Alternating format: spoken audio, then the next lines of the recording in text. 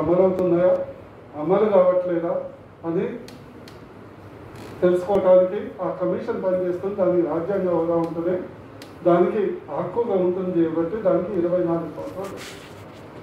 దానికి కారణం ఎవరు? ఖచ్చితంగా బీసీలే.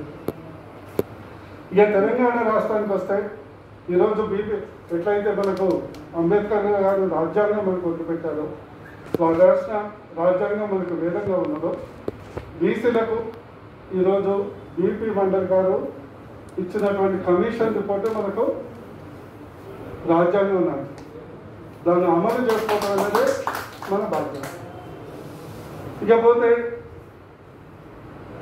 తెలంగాణ రాష్ట్రం కొరకు మనందరం కొట్లాడినాం. అట్టడుగు వర్గాలు అత్యధికంగా కొట్లాడారు, మనందరూ తెలుసు. తెలంగాణ రాష్ట్రం ఏర్పడిన తర్వాత కేసీఆర్ గారు ముఖ్యమంత్రి అయిన తర్వాత ఖచ్చితంగా కొంత సామాజిక న్యాయానికి పునాది పడ్డది. మార్కెట్ కమిటీలో రిజర్వేషన్ కానీ, విద్యా సంస్థలు రెసిడెన్షియల్ స్కూల్స్ కానీ, వ్యవసాయం కానీ, కుల వృత్తులకు ఖచ్చితంగా పడ్డది. కానీ ఇంకా చెయ్యాలి, ఇంకా కావాలని అందరికీ మన తపన ఉంది, కూర్చున్న వాళ్ళందరికీ ఉన్నది. మరి లోపం ఎక్కడుంది? లోపంలో ఖచ్చితంగా మనలోనే ఉన్నది అని నేను భావిస్తున్నాను. ఈరోజు మీరు గుర్తుపెట్టుకోవాలి, నేను ఒకటే నమ్ముతాను, అన్ని సమస్యలకు మూల కారణం ఆర్థిక అసమానతలు. ఆర్థిక అసమానత వల్లే ఒకడు అగ్రకులం అధమకులం అవుతాడు. ఇది ఎప్పుడు చెప్తుంటారు, పైసలు ఉంటే పటేల్, లేకుంటే పాలేదు. మా కృష్ణమోహన్ పైసలు బాగుంటే అది పటేల్, లేకుంటే పాలేదు. గోర నర్సయ్య గారు పైసలు ఉంటే పటేల్, లేకుంటే పాలేదు. సింపుల్.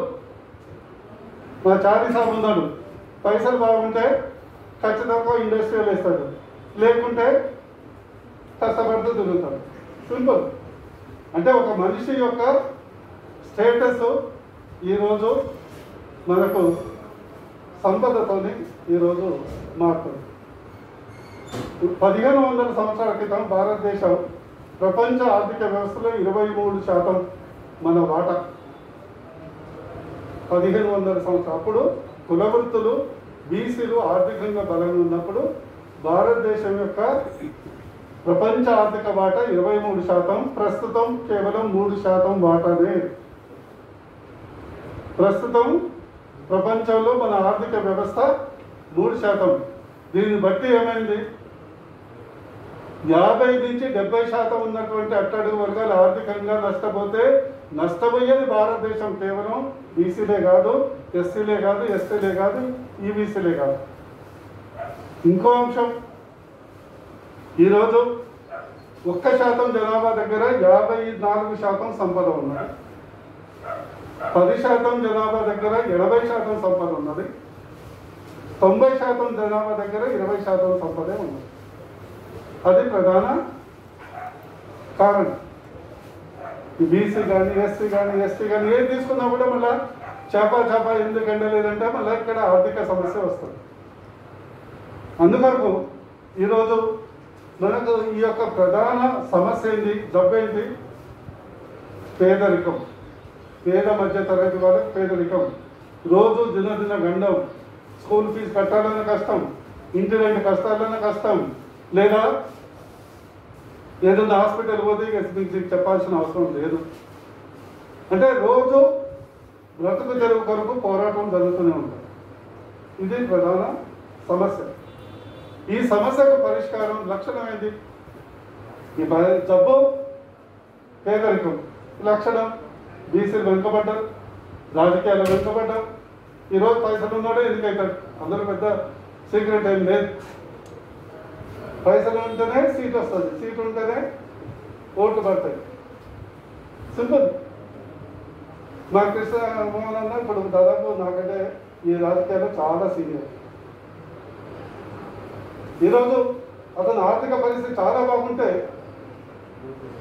అంటే నువ్వు ఉన్న వాస్తవం చెప్తున్నా, ఎంతో మేధో సంపత్తి ఉన్నా, ఎంతో ప్రతిభ ఉన్నా, ఆఖరికి వచ్చే వరకు నీ దగ్గర వెళ్తుందని అడుగుతాడు. మన దిగుమాల సమస్య ఏంటంటే మన వేసేటోడు కూడా ఉన్నోడికే వేస్తాడు. ఈయన 30-40 సంవత్సరాలు మన శ్రీనివాస్ గౌడ్ జీవితం మొత్తం బీసీలకు పోరాటం చేసిన అన్నాడు. మన పరిస్థితి ప్రజాస్వామ్యం ఎట్లయిపోయిందంటే రేపు వెంకటేశ్వర స్వామి వచ్చి ఓట్లు అడిగినా కూడా నా ఫస్ట్ నాకేమి ఇస్తామని అడుగుతాను. ఏడాది నరసింహస్వామి వచ్చి కూడా ఎలక్షన్ కౌన్సిలర్గా నిలబడితే 100% ఫస్ట్ ఏం సంగతి అని అడుగుతారు. అంటే మనం ప్రజాస్వామ్య వ్యవస్థను మార్చాల్సిన అవసరం ఉన్నది. ఎందుకంటే ప్రజాస్వామ్యంలో ఓటు బ్యాంకే కీలకం. ఇవన్నీ ఇంకా ఎన్ని టైంపాస్ ముచ్చట్లే. అంతిమంగా booth is the king, booth కా బాదిషా. ఈరోజు మనం బాగుపడాలంటే ప్రజాస్వామ్యం ఇదేమో రాచరికం కాదు కదా, ఇదేమో డిక్టేటర్షిప్ కాదు కదా. ఎవడో నీ గొంతు మీద కత్తి పెట్టి నీకు ఇదే ఒకటి ఏమని ఎవడు నేను నిర్బంధం చేయట్లే కదా. నార్త్ కొరియా లాగా కిమ్ జోన్ లాగా నేను కాల్చి పడేయట్లేదు కదా. నీకు తెలుసు అంతిమంగా ఏ నిర్ణయం తీసుకున్నా ప్రజాస్వామ్యంలో అసెంబ్లీలో పార్లమెంట్లో అయితేనే అది అమలు అవుతాయి. మిగతా ఎక్కడైనా కూడా చర్చ మాత్రమే. అంతిమంగా the power in democracies in the assembly or A parliament. అక్కడ మీ వర్గ రిప్రజెంటేషన్ ఉంటే ముఖ్యమంత్రి ఎవరైనా ఓటు బ్యాంకునే ప్రజాస్వామ్యంలో గౌరవిస్తారు. ఓటు అమ్ముకునే వాడిని ఎవరు గౌరవించరు. Very clear. రేపు మా కృష్ణమోహన్ ఎవరున్నా కూడా ఓటు నమ్ముకున్న వాడిని గౌరవిస్తారు, కానీ ఓటు అమ్ముకునే వాడిని ఎవరు ఏ పార్టీ ఏ రాజకీయ పార్టీ గౌరవించదు, అవకాశం ఇవ్వదు. ఆ క్లారిటీతో ఉండాలి. అంతిమంగా సరే జబ్బు తెలుసు, జబ్బు లక్షణాలు తెలుసు. నేను ఒకటే చెప్తాను, ఎప్పుడూ ఒకటే చెప్తాను. ఆర్థిక అసమానతలు పోవాలంటే, అన్ని వర్గాలు ఆర్థికంగా ఎదగాలంటే, ఒక గౌరవప్రదమైనటువంటి జీవితం కావాలంటే చట్టసభల్లో దామాషా ప్రకారం రిప్రజెంటేషన్ ఉన్నప్పుడే అది సాధ్యమవుతుంది, లేకుంటే కాదు. ఎందుకంటే ఈరోజు బూర నర్సయ్య గారు డాక్టర్ కావడంలో కొద్దిగా ఆర్థిక పరిస్థితి మెరుగ్గా ఉండొచ్చు. అయినా నా యొక్క బ్లడ్, నా యొక్క మనసు అట్టడుగు వర్గాల దగ్గరనే ఉంటుంది. అదే నేను అగ్రవర్ణానికి పుట్టి ఉంటే మనం కుల వ్యవస్థ వల్ల మన మైండ్ సెట్ మారిపోతుంది. ఎంత పెద్ద సామాజిక నాయకుడైనా, ఎంత పెద్ద సిద్ధాంతాలు చెప్పే ఎర్ర జెండాలు ఆ జెండాలు అయినా కూడా అక్కడికి వచ్చే వరకు మైండ్ సెట్ మారిపోతుంది. అది కుల వ్యవస్థ వల్ల వచ్చినటువంటి మన రోగం. ఇది నిజం. అందువరకు నేను ఒకటే చెప్తున్నాను, మనకు అన్ని సంఘాలకు రెండే మనకి పరిష్కార మార్గాలు. ఆ ట్రీట్మెంట్ కూడా మన చేతుల్లో ఉంది. ఒకటి బీసీ ఎస్సీ ఎస్టీల మధ్యలో మానసిక ఐక్యత, రెండు ఓటు బ్యాంక్. మానసిక ఐక్యత రావాలి. ఈరోజు నేను పదే చెప్తూ ఉంటాను, కొందరికి అంత సీరియస్గా అనిపించకూడదు. ఈరోజు నన్ను బూర నర్సయ్య గౌడ్ అంటే ఏ ఊరి పోయినా ఎవరైనా గౌడ్ ఉంటే మా సార్ అని అంటారు. ఆయన నాకు బంధుత్వం ఉండదు, ఎప్పుడు తెలిసి ఉంటుంది, కానీ ఆ అనుబంధం కేవలం ఒక తోకలో ఉంటుంది. మా చారి గారు ఉన్నారు, మా కృష్ణమోహన్ ఉన్నాడు, లేదా ఇంకో యాదవ్ ఉన్నారు. నేను ఎప్పుడు చూసించేది ఏంటంటే కరోనా అయిన తర్వాత ఖచ్చితంగా దాన్ని ముందర తీసుకెళ్తాం. మా శ్యామ్ ఉన్నాడు, ఆల్రెడీ మొదలుపెట్టిండు. బీసీలందరికీ ఏ కులంలో ఉంటుంది, ఒక కామన్ ఐడెంటిటీ అనేది క్రియేట్ చేయడం వల్ల మన మానసిక ఐక్యత వస్తుంది. కులాలుగా విడిపోము. అప్పుడు బీసీనే ఒక కులంగా కాలక్రమేణా ఎదుగుతారు. అప్పుడు ఐక్యత అనేది, మానసిక ఐక్యత అనేది రావటం సాధ్యమైంది. లేకుంటే అప్పటి వరకు కులాల గొడవే ఉంది. రెండు, ఇందాక శ్రీనివాస్ గౌడ్ గారు లెక్కలు చెప్పాలి అన్నారు.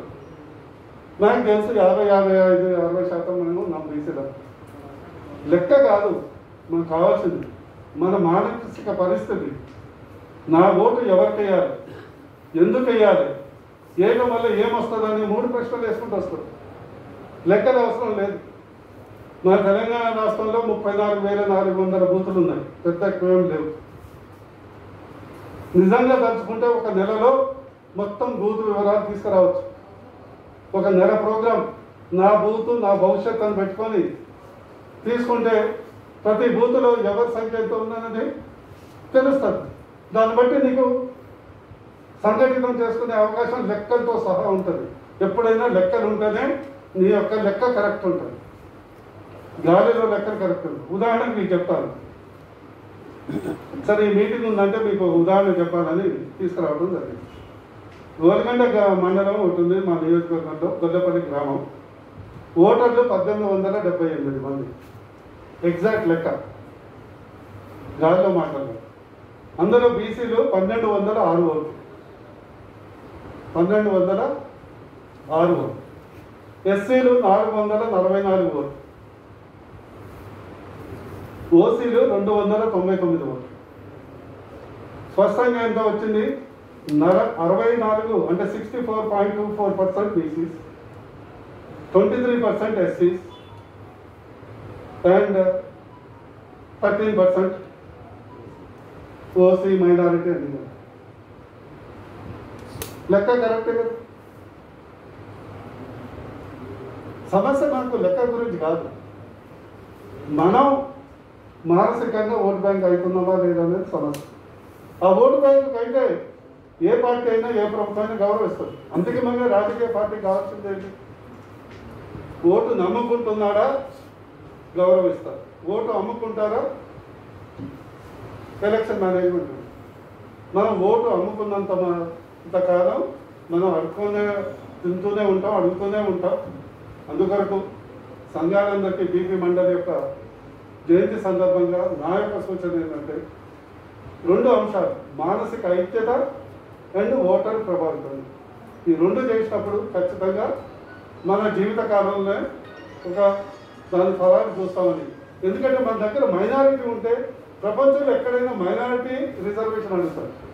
దురదృష్టం భారతదేశంలో మెజారిటీ రిజర్వేషన్ అడుగుతారు. దానికి విచిత్రం అనిపిస్తారు.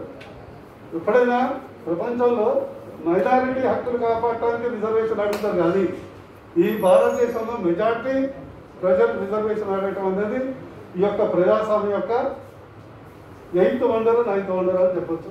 అందుకొరకు ఈ విధంగా ముందు పనిచేయాలని మీ అందరికీ సూచిస్తూ ఈ అవకాశం ఇచ్చిన శ్రీనివాస్ గౌడ్ గారికి, వారి సంఘానికి, మిత్ర బృందానికి, మరి టెక్నికల్ టీంకు అందరికీ ధన్యవాదాలు. Thank you very much.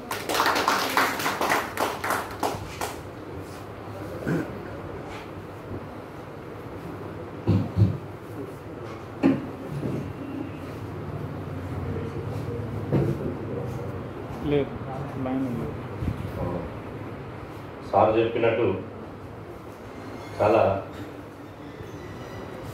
బీసీలము ఇంకా రాయితీల కాడ, సబ్సిడీల కాడ సాగిల పడి అడుక్కునే స్థితిలో ఉన్నాం. మన భవిష్యత్తు మన చేతిలో వజ్రాయుధం లాంటి ఓటు ఉన్నది. మన ఓటు మనం వేసుకుంటే ఖచ్చితంగా మనం అనుకున్న లక్ష్యాన్ని, అనుకున్న గమ్యాన్ని చేరగలుగుతామని చెప్పి ఈ ఒక్క మీటింగ్లే కాదు, దాదాపు అనేక సందర్భాల్లో పార్లమెంటు సభ్యుడు కాకుండా ముందు నుంచి కూడా, తను డాక్టర్ వృత్తి చేస్తున్నప్పటి నుంచి కూడా బొమ్మవోని ధర్మభూషణ్ గారి మీటింగ్లో కానీ, అనేక మీటింగ్లో కానీ మొదటి నుంచి చెప్పుకుంటూ వస్తున్నాడు. దురదృష్టవశాత్తు మన వాళ్ళకి ఇది అలవాటు అయిపోయింది. నువ్వు పండ్లు తింటే నువ్వు శక్తి వస్తుంది, ఇమ్యూనిటీ పవర్ పెరుగుతుంది, నువ్వు ఆరోగ్యంగా ఉంటావని చెప్పి మొత్తం తెలుసు, అందరికి తెలుసు. కానీ పండ్లు తినరా అంటే ఎవడు పండ్లు తినడు. నువ్వు లిక్కర్ తాగితే నీ లివర్ ఖరాబ్ అవుతుంది, నువ్వు లిక్కర్ తాగితే నీకు హార్ట్ అటాక్ వస్తుంది, నీ లిక్కర్ తాగితే నీ కుటుంబానికి దూరం అవుతుంది అని చెప్పి గొంతెత్తి మొత్తుకున్న సాయంత్రం 4 గంటలకు లిక్కర్ షాప్ కాడ చూస్తే బార్లు అయితే ఇస్తారు. అంటే మనిషి చెడుకు ఎక్కువ ప్రభావితం అవుతున్నాడు. కాబట్టి ఖచ్చితంగా 2023లో ఈ జయంతులు, వర్ధంతులు ఎందుకు పెడుతున్నామంటే ఏదో టైంపాస్ కోసం కాదు. ఒక కార్యక్రమం పెట్టాలంటే ఎన్నో ప్రయోజనాల గురించి, ఎంతో ఖర్చుతో కూడుకున్నటువంటి పని. మనకు వ్యాపారాలు లేవు, వ్యాపకాలు లేవు. ప్రతి పైసా కూడబెట్టి ఈ మీటింగ్లు పెట్టాలి. ఈ మీటింగ్లు పెట్టిన సందర్భాన్ని, సందేశాన్ని ఖచ్చితంగా కింది స్థాయి వరకు తీసుకొచ్చి రిజల్ట్ వస్తేనే వాళ్ళకు నిజమైన ఇవ్వాలి. లేదంటే ఆ మధ్య